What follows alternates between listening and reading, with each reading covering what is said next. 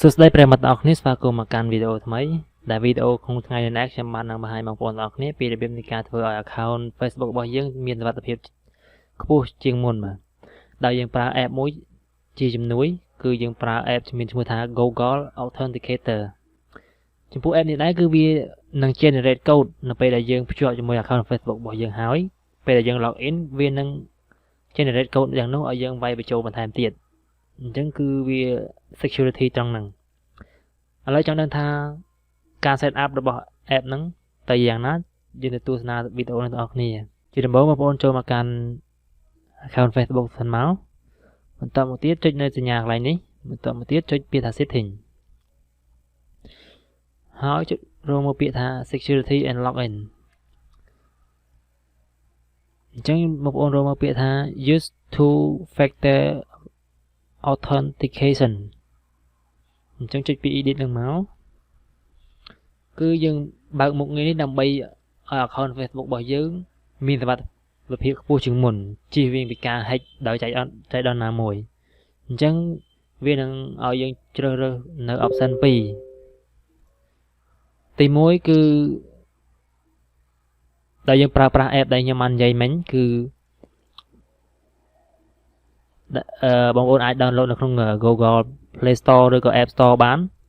មួយទៀតហ្នឹងបងប្អូនអាចប្រើនៅជាលេខទូរស័ព្ទដើម្បី confirm អញ្ចឹងលេខកូដហ្នឹងវានឹង send ទៅលេខទូរស័ព្ទហ្នឹងប៉ុន្តែបើសិនជាបងប្អូនអត់មានលេខទូរស័ព្ទទេឬក៏ទូរស័ព្ទបងប្អូនមានតែ SIM មួយ confirm នៅ account ផ្សេងរួចហើយអញ្ចឹងយើងពិបាកនៅការប្រើប្រាស់ SIM ច្រើនអញ្ចឹងខ្ញុំ recommend ឲ្យបងប្អូនទាំងអស់គ្នាប្រើប្រាស់នៅ app នេះមួយគឺយើងអាចប្រើរាប់រយ account ដើម្បី generate code នៅពេលដែលយើង log in បានអញ្ចឹងបងប្អូន search ក្នុង Google ទៅឬ search ក្នុង Play Store ទៅវាយពាក្យថា Google Authenticator ទៅអញ្ចឹងខ្ញុំ click យកពាក្យថា use authentication app ចុចលើហ្នឹងមក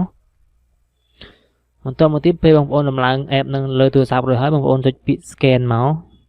ចុចសញ្ញាបូកនៅលើអេក្រង់ហ្នឹងមកហើយទៅចុចពាក្យថា scan ទៅ scan barcode ហើយខ្ញុំចុច scan សិនឥឡូវខ្ញុំ scan បានរួចរាល់ហើយចុច continue អញ្ចឹងវានឹងឲ្យយើងវាយលេខកូដដែលយើងបានភ្ជាប់ជាមួយ app ហ្នឹងមិញឥឡូវខ្ញុំវាយបញ្ចូលហើយតមកទៀតបងប្អូនចុចពាក្យថា continue អញ្ចឹងគឺវា process រួចរាល់ហើយគឺជោគជ័យហើយអញ្ចឹង account Facebook មួយហ្នឹងគឺមានសុវត្ថិភាពខ្លាំងជាងមុនហើយដោយសារតែវាបានប្រើប្រាស់នៅ two factor នៅពេលយើង log in បាទនេះគឺជាគន្លឹះខ្លះៗដើម្បីធ្វើឲ្យ account Facebook របស់យើងមានសុវត្ថិភាពខ្ពស់ជាងមុនសង្ឃឹមថាបងប្អូននឹងពេញចិត្តវីដេអូមួយនេះហើយនឹងជួយ subscribe channel ខ្ញុំបាទម្នាក់មួយផងបាទជួបគ្នានៅវីដេអូក្រោយទៀតបាយបាយ